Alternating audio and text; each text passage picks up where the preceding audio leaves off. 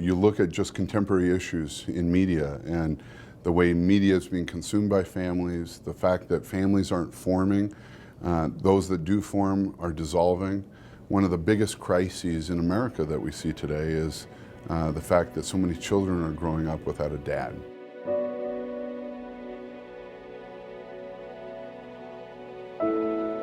Why is the family so important? Why does it matter so much?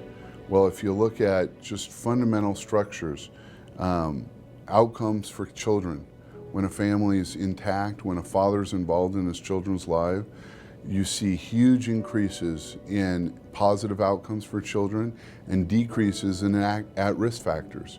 You look at intergenerational poverty. So many people, including our team at the Deseret News, are worried about cycles of repetitive intergenerational poverty. Well, it turns out the #1 predictor of breaking the cycle of poverty is not more welfare funding, it's not even more education, it's strengthening the inner city family. And there's just not enough attention going into this in media. And one of the things we hope we can bring to this dialogue is, how does that get broken, and what is the role of the family? And the family, by the way, should not be a wedge issue. It should not be a political issue. Whether you're conservative or liberal, Democrat or Republican, religious or not religious, you ought to be concerned about the American family because it has so many second-order impacts on our society. Today, 1 in 3 American children grow up without a father in the home. If you're African American, that number goes up to half. If you're born to a mother who's 30 years or younger, that number approaches nearly half.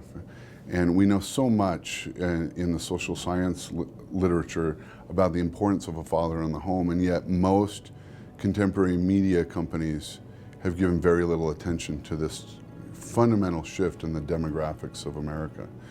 We also see this in what we've called the War on Boys, in a multi-part series looking at what's happening to our boys.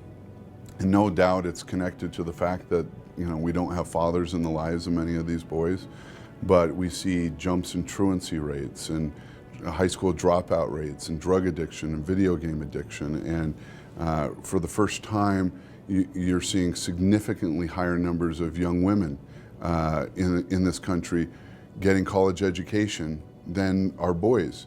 And one of the great things we've done in this country is educate our girls, but our boys are falling by the wayside. And look, I'm the father of 6 girls, and one of the things my wife and I say as we read some of this is, who are they going to marry? And we know this is something that great media organizations need to be focused on, and with strong, rich, and robust journalism. We did a survey of readership looking at what things resonated with the American family. And we started that in our own market in Salt Lake City, Utah. But as we rolled that out and did a national survey of news consumers around the country, we found this huge gap in what most news organizations were covering versus what most of America wanted. And we found this large segment of American society that wanted rigorous news. They couldn't be fluffy, it couldn't be overly feature-based. It still needed to be thoughtful and rigorous and journalistically sound, but they wanted us asking questions that mattered to their families.